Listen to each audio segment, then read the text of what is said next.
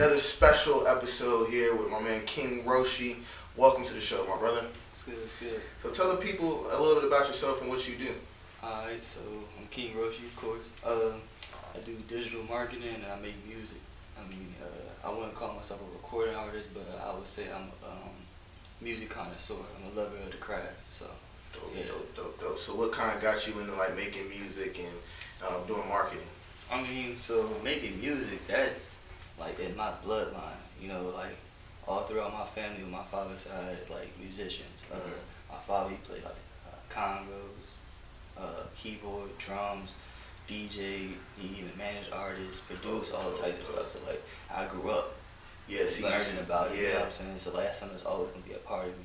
Right. But like marketing actually came from the music side of everything. Like I was managing artists when I was coming. Like I did like a semester of college. Like I figured out it was not for me.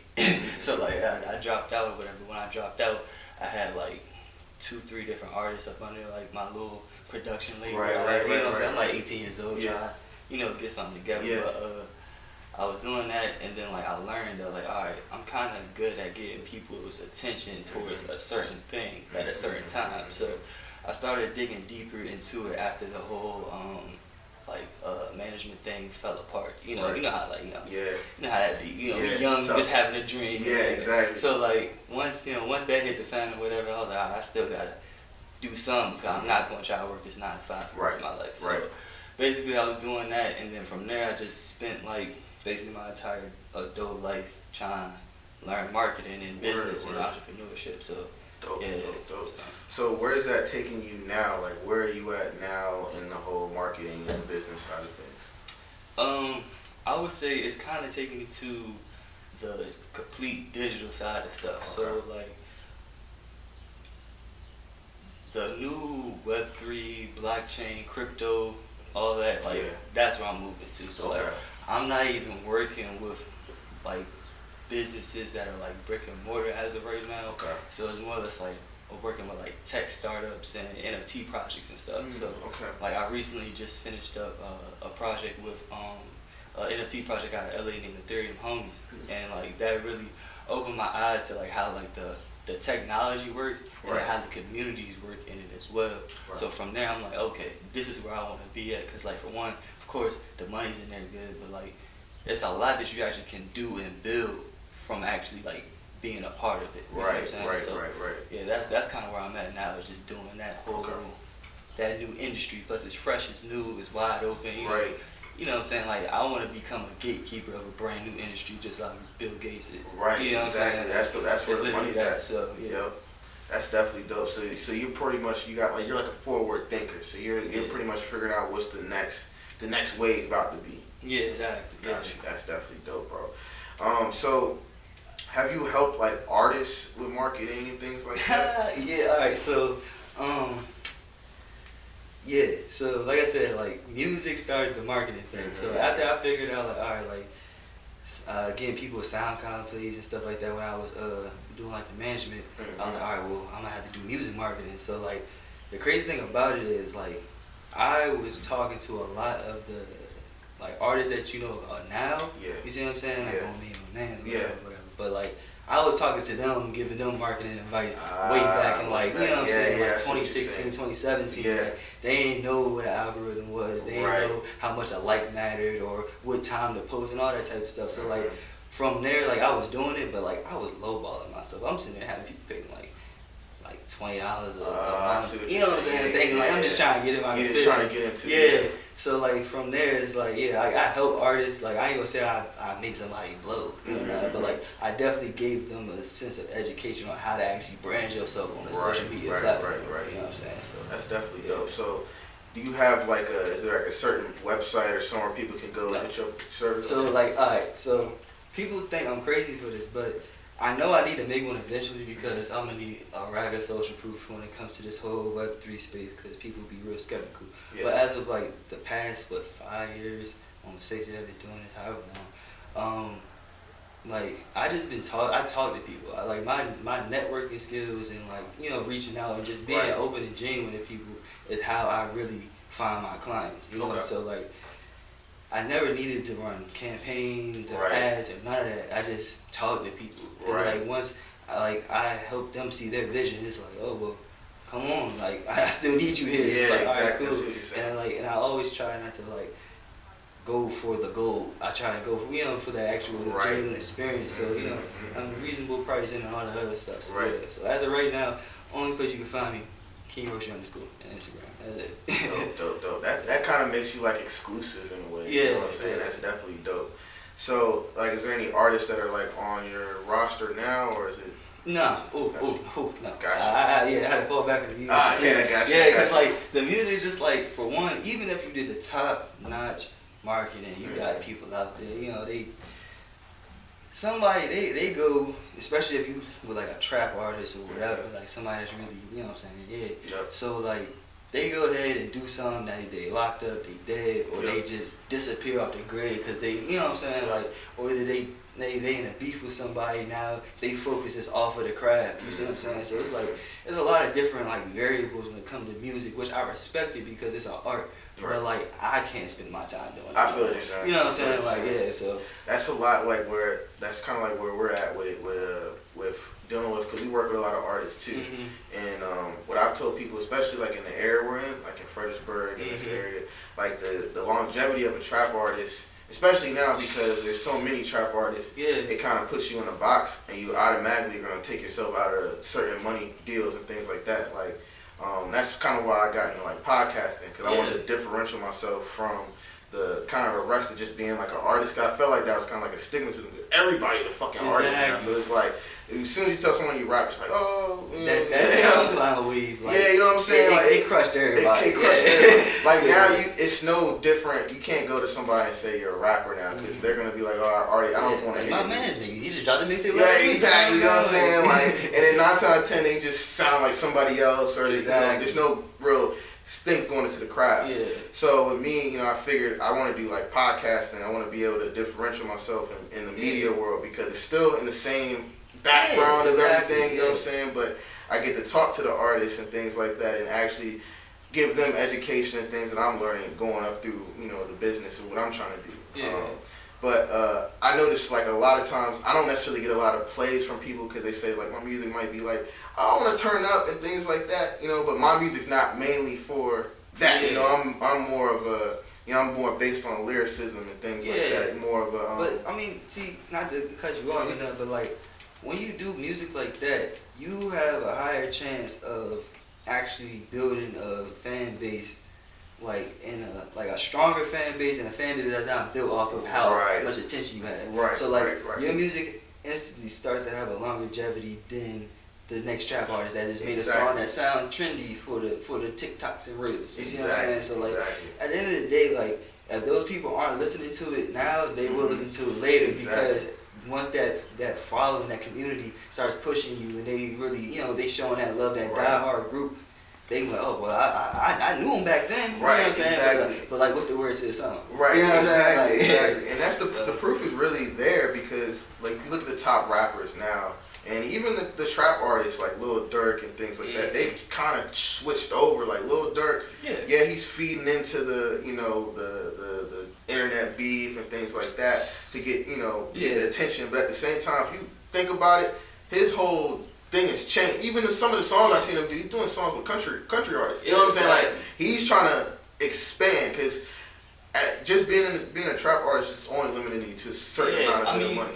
That's the thing is, like, having the genre of trap, honestly, it's a dead end. You see what I'm saying? I'm like, I love trap music. Same. You know what I'm saying? Like, I love trap music, but people really think that they're gonna become a international superstar off of being a trap artist, and that is not how it works. Like even when we go back, if you go back to like the early 2000s, we had people they trap music, they trap songs, but as soon as they broke, they doing something with a pop star here, like you said, a country star there. You know what I'm saying? They're expanding the palette so they can show for one versatility, and that just builds up a fan base. So if you do want to drop that trap mixtape, you're gonna have a way bigger variety of people listening to it. You see what I'm saying? A lot of times with that, a lot of these guys are going broke because most of their stuff is by the fascination.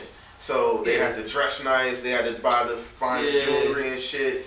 And 9 times out of 10, you know, they really don't even have like the money to really back that. So everything is just for show. Yeah. So the main artists that are really making money are like J. Cole, Kendrick Lamar. The top, if you look at the top earners, they're the ones who, and they have longevity. They don't even got to drop music. He ain't dropped in some years, bro. And he about to drop his final mixtape with TDE. Everybody holding their breath for that right now. Yep. You see what I'm saying? Yep. Like, and that's coming from just being genuine. You see what I'm saying? Like, and his music moves people because of the messages that's in it. You know, he could take his time because it's longevity with the music. It's not just something that you're gonna hear that 20 other artists do. Yeah, you know like you can't really hear something that's similar. Like you could hear like other people that have like a similarity to the sound, but it's not the same.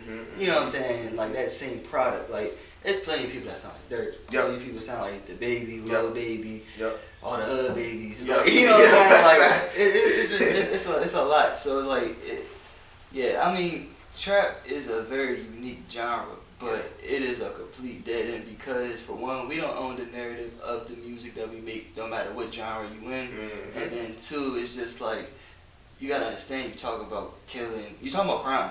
Exactly. At the end of the day, you talking about crime. Exactly. So like, how far are you gonna get? You know, and then like, in the same sense, people feel obligated to stick into the place where they started from. You know what I'm saying? Because they gotta keep that authenticity. But you only just dig yourself into a deeper hole of where you're going to lose everything you just had. Exactly. And that label still didn't make about 20, 30 million. You know what I'm saying? So.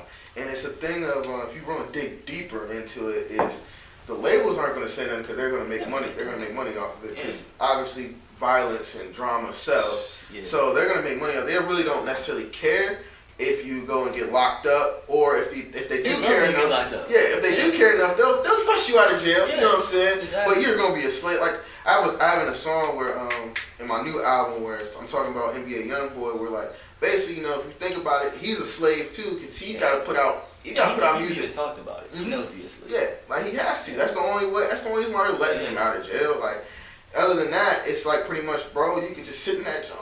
You know what I'm saying? They'll let you sit and rock. Yeah, because we still making money off it regardless. Because like, it's crazy how when you hopped out the joint, all right, cool, you house arrest and you in this little secluded area, but now you in an internet beef with another artist. Like, it's just all a publicity ploy. You know what I'm saying? Like, it just blows me because at the end of the day, like, the way that like the masses receive this information, you know what I'm saying?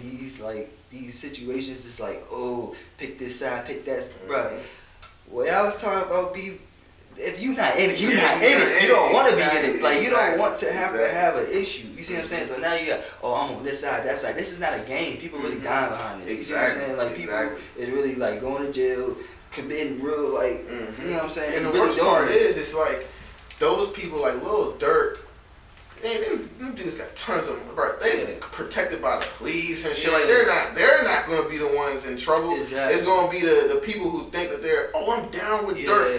Durk probably maybe said one thing to you, if anything. You know what I'm saying? Like you got these people who just will do anything to be a part of it. Exactly, like, and they're committing the crimes, and 9 times out of 10. It's black on black crime, so like, and that's what they want. They want us to fight because what I'm saying. If we all united together, if the people all united together, the government would be in jail. Don't get me started. I'm telling you, don't get me started. They already got a little taste of it with they did with the Capitol. You know what I'm saying? We all united, bro. But the whole deal about the Capitol, I just seen an ad on Instagram. The same dude that had that wolf on his head, he got a whole movie coming out. Oh wow. Yeah, he got a whole movie coming out. I forgot crazy. what it's called, but like, he actually, that joint is like coming out this month. Wow, that's crazy. He's starring in a whole little Viking type joint. He killing people and everything in that joint. Like, he a whole action star. Like, that's crazy, yo. Everybody capitalizing, man. Like, it's so crazy now with the world the way it is. Like, you can go do whatever you want to do and get viral for it. And then if you make the right moves, you capitalize on it. It's a curse and a blessing for the society that we in because, like, with that same thing, like, people are going to the extreme just to go viral. Like, honestly, it's like, you should go viral off of just like being a genuine person, and then like off of like your moral compass. It shouldn't be because you did what people want to see. You should give something new. That's why it's like there's so many people doing the same things. Like stuff shouldn't really get as saturated as it is. Everyone moves like sheep, man. Yeah. Like, everyone wants to do what everyone wants to do. Like, I had a person tell me, if you're gonna really do rapping, you gotta stop the podcast, because I've never seen a podcast during a rap. I'm like, yo, like, exactly. No one's seen it before. Maybe it's supposed to be done the right way. I'm a different vibe, different breed. Exactly. You know, that's the whole point. Like, people expect you to do the same old beaten path. Like, I'm going over here. You know what I'm saying? Like, I'm trying to find the new treasure, the new wave. And then it also depends on what is your definition of success, right? So exactly, like, that's arbitrary for real. With me, like, I could care less of how many followers I got. Like, as long as I'm getting paid and I'm making the right connections with people, and I'm doing the right things I'm supposed to be doing, working with the youth, working with the different people that I know are going to help our community in the future. I'm thinking 20 years down the line. You know what I'm saying? Exactly. Like I want to build something that may not be where people are like, oh, this guy's the littest in the city, we'll do right now, but I want property. Like, you know what I'm saying? Like, I want to be able to be like, one day we step in this library and it's like, my name may not be on it, but on that paperwork, we done bought the, you know what I'm saying? We done bought the property. Exactly. I want to be able to do things like that, bro, where we're able to, you know, it's not necessarily about fame. Really, with me, like, it's never going to be about fame. Like, I see a lot of artists, and more power to them. Like, if I was, like, right now, my guy who runs all my music stuff, Brandon, he just told me, like, we're doing good on this one streaming song for Crazy. And I'm like, I've noticed everybody posts their streams and stuff on the internet.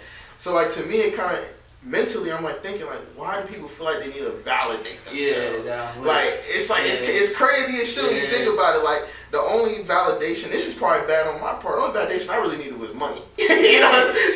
Not for real. And even then, I think, you know, maybe that shouldn't be my validation either. But in the same sense, like, one day my father told me I was like 13 or something like that.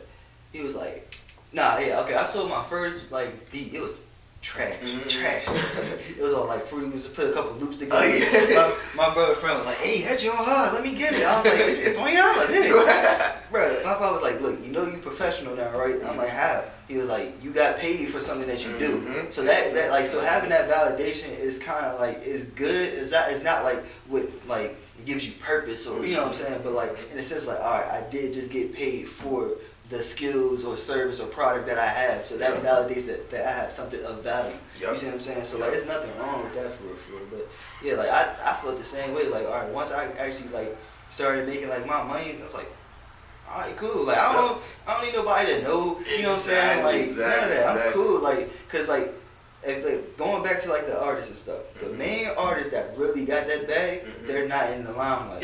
You see what I'm saying? Like, they literally, Kendrick I ain't seen his face in a while. Jay-Z never be around. You see what I'm saying?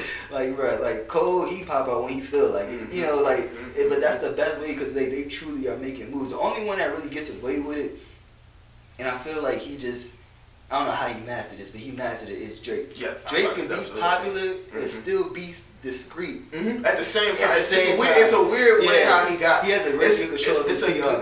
It's a weird way how he marketed. Like, Drake's one of my favorite artists because he was able to do the thing the both way. Like, I always thought the person, when I was younger, I used to think, I said, yo, the person who can master singing, the ladies, and the rapping is gonna take over the fucking world, yo. And then this Drake came out, and I was like, this, he got to it before I could, yo. Like, cause I always thought when you could, and he got that clean boy look, and I think the greatest thing that happened to Drake was that Meek shit.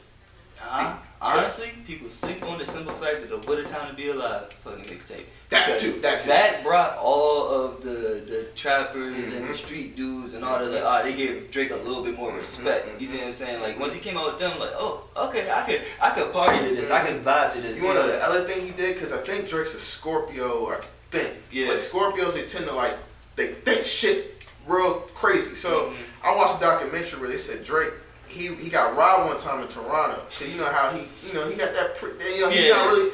So he ended up he talked to his best friend Chubbs, ended up investing into buying up the gangs, both rival gangs that are in Toronto, just to get that presence. That's why, now you see with Drake, it's like he has a street presence behind him. He does, because he seen his vibe change. He started talking a little bit of gangster because he realized, he's like, yo, I gotta be, if I'm gonna really tap in the whole world, I gotta have every aspect, every aspect of it. And plus, that gives him, like, once you get like building that street validation, it kind of saves you from being a chalk outline on the street that's to a chain.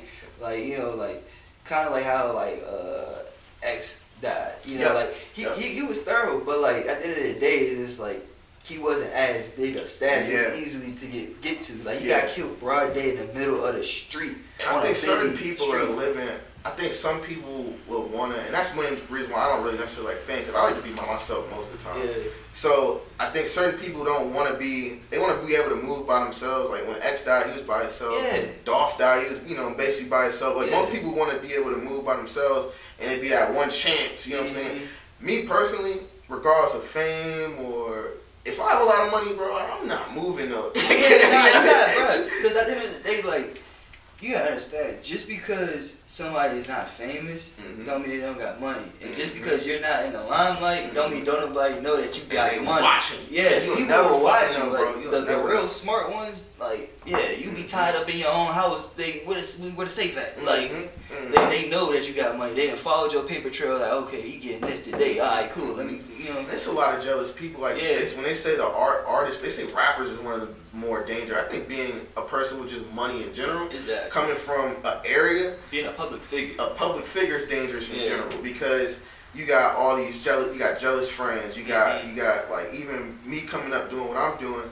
Like, it's a tons of people that probably won't like me because they fell off from dealing with me, but I just keep going, you know what I'm saying? So like, I know it's a lot of people talking trash already, so I could imagine when it's like, when you can't even hide the money, you know what I'm saying? Like, I hide your success. Exactly. Like, I can tell you right now, hella people don't like me.